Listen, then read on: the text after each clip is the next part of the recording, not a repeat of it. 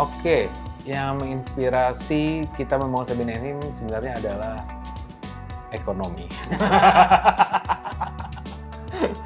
Kalau ditanya kenapa fokus di online, bisnis online itu menurut kita paling mudah buat kita mulai gitu.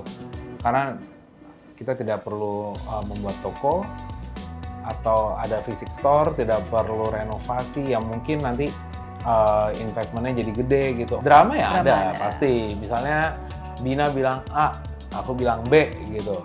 Beda kan nih gitu. Oke, kita adu argumen nih. Oke, kenapa kamu harus A, kenapa aku harus B? Jabarin nih.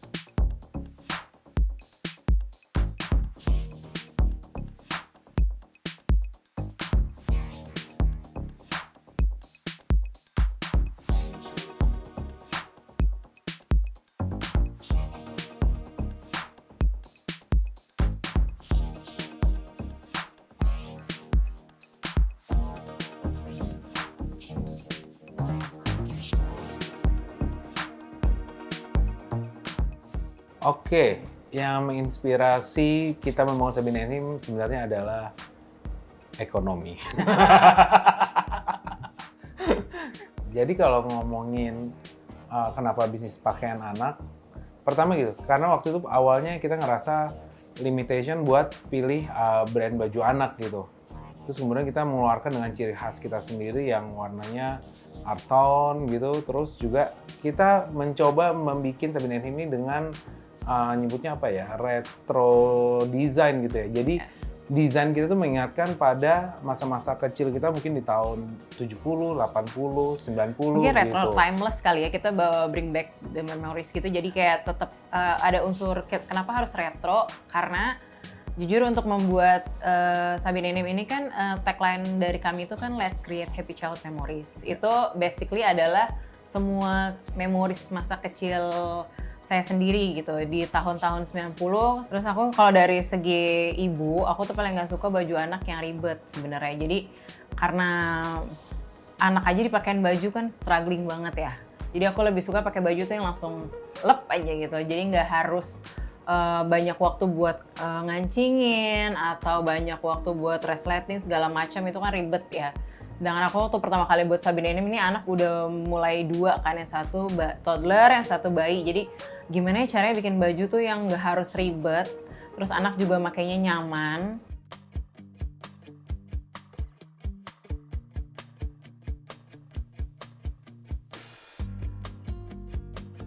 Kalau ditanya kenapa fokus di online, bisnis online itu menurut kita paling mudah buat kita mulai gitu. Karena kita tidak perlu membuat toko atau ada fisik store, tidak perlu renovasi yang mungkin nanti investmentnya jadi gede gitu. Oke deh, kita start dari platform online. Basically kita pakai marketplace ya, cuman istilahnya gampangnya bikin produk, jadi foto, posting, udah gitu. Nah, begitu menjalaninya, ternyata memang ada yang harus dikulik nih.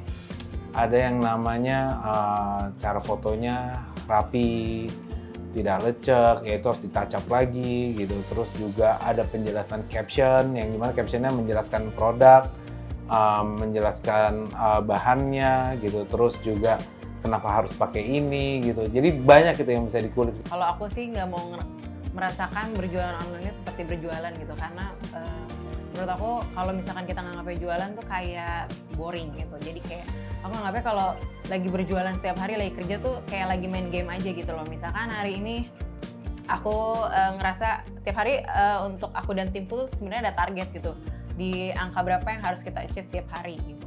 Kalaupun misalkan itu bisa cepat tercapai, itu berarti semua yang kita lakukan seperti ads atau misalkan quantity produk berarti itu pas. Ketika itu kita nggak achieve, berarti ada sesuatu yang harus kita kulik lagi. Biasanya aku dan tim tuh melakukan itu tuh kayak kita lagi main game aja. Jadi kita setiap hari itu setiap hari kita bedah. Kalau kita ngelihat dari performa Sabin Enim sendiri ya hari ke hari, minggu ke minggu, bulan ke bulan ya memang kuantiti penjualan kita terus meningkat gitu.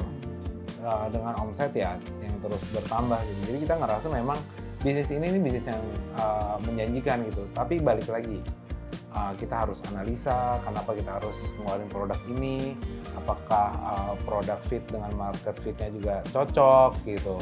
Banyak gitu yang harus kita analisa gitu. Tapi kita ngerasa yang paling penting itu adalah ya kualitas produk dan branding itu sejalan gitu.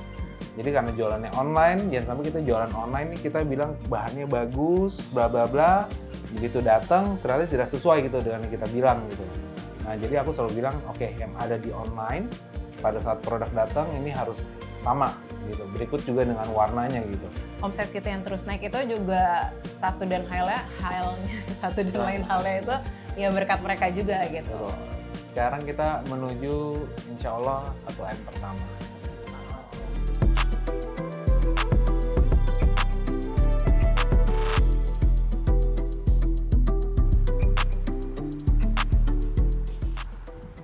Ya, jadi di sini adalah warehouse kita, Sabin & Him, di mana di sini semua adalah barang-barang ready stock kita yang kita siap kirimkan setiap harinya.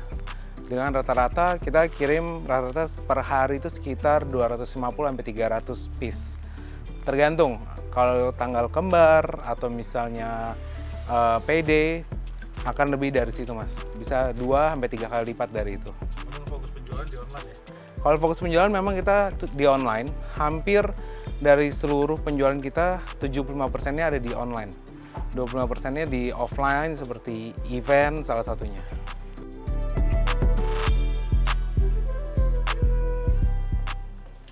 Dalam proses desain Sabin & Him, semuanya di-create oleh saya dari awal sampai akhir. Proses yang pertama dilakukan dalam mendesain itu adalah pertama adalah men-create konsep.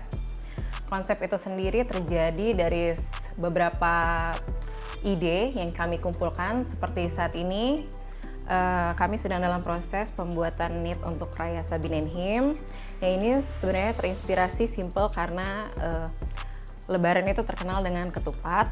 Dan kami mendesain dari awal pola ide ketupat, kami desain menjadi sesuatu bentuk yang menyerupai ketupat itu tersebut. Namun kami terapkan kepada proses desain yang lebih kreatif lagi. Dan akhirnya terciptalah proses pattern yang dimana unsur ketupat itu masih ada, tapi kita masukkan ke dalam unsur Sabin & Him, yaitu tetap timeless dengan karakter yang selalu bisa dipakai di setiap masa dengan kualitas garment yang berkualitas.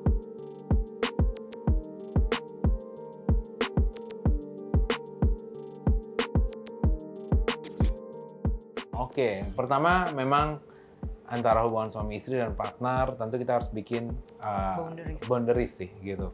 Jadi kalau misalnya di Sabin & Him, oke, Bina akan lebih banyak turun buat day to day, tapi buat keputusan akhir yang sifatnya mungkin agak strategik atau agak berat keputusannya gitu, pasti nanti ada finalnya ada di aku gitu. Nah, tapi karena memang kita basicnya adalah dua orang suami istri dengan dua basic yang berbeda gitu. Bina lebih ke kreatif, kayak desain, bikin konten, ngulik, nih suka banget. Nah, kalau aku memang basicnya adalah maunya angka. Oke, misalnya hari ini financial statement kita, oke, cost-nya berapa? Kita punya sales berapa? Oke, kita harus efisiensi di cost mana? Kita harus naikin sales-nya, naikinnya dari mana gitu. Nah, aku lebih ke situ sih gitu. Jadi mungkin kita jarang lah buat bentrok di situ, tapi kadang memang kita suka offside ya, Bin. Jadi kan misalnya kita udah capek nih Mas hari ini, terus kita udah di kamar mau tidur malam, kayak pikiran udah capek seharian kerja, tiba-tiba Bina nyeletuk, aku nggak suka nih, ada paket nih yang salah nih, atau ada vendor nih yang telat, kayak aduh aku capek, aku mau istirahat padahal gitu. Tapi kadang kita suka ngomong kayak, boleh nggak ya kita nggak bahas dulu mengenai hal ini, besok aja deh lagi gitu. Kadang-kadang kayak nggak ada, jadi nggak ada kehidupan lain harus gitu. ada batasan, tapi ternyata nggak ada batasan gitu. Drama ya ada, pasti. Misalnya Bina bilang A, aku bilang B gitu. Beda kan nih gitu. Oke, kita adu argumen nih. Oke, kenapa kamu harus A, kenapa aku harus B? Jabarin nih. Nanti setelah dijabarin, kita coba analisa masalah. Oke, strength-nya apa, weakness-nya apa, opportunity-nya apa, threat-nya apa gitu. Malah jadi Terus kita memulai putusin gitu. komunikasi ya di situ ya. Jadi justru kita banyak komunikasi ini setelah kita bisnis bareng gitu. Sebelumnya komunikasi kita mungkin ya sebatas misalkan kalau abjad A sampai C. Ternyata pas kita bikin bisnis berdua, oh kita bisa ya ternyata Sampai Z. iya kita bisa ya ternyata komunikasinya tuh banyak soal hal lain juga ternyata kita nyambung juga ya gitu.